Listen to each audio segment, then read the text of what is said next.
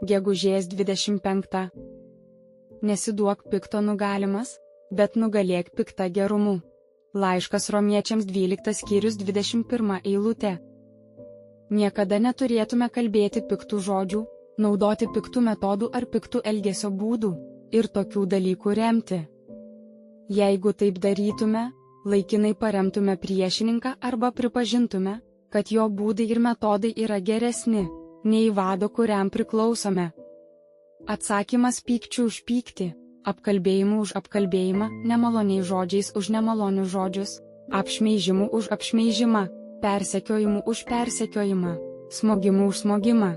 Tai reikštų mūsų pastangas nugalėti blogį blogiu. Norėdami pilniau išugdyti naują prigimtį, turime vengti to, kas yra būdinga mūsų puolusiai žmogiškai prigimčiai.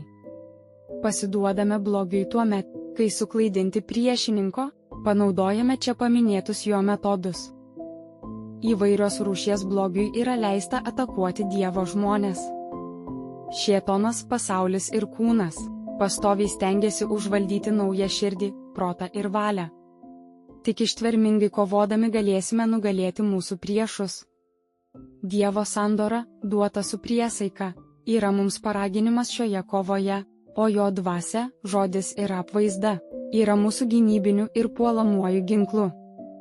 Todėl kovokime toje geroje tikėjimo kovoje, kad nebūtume nugalėti blogio, bet galėtume jį nugalėti. Klausimai: ar šią savaitę įveikiau ir nugalėjau blogį? Kaip, kas man padėjo, o kas trukdė? Kokios buvo pasekmės? Nesiduok pikto nugalimas, bet nugalėk piktą gerumu. Laiškas Romiečiams 12 skyrius 21 eilutė.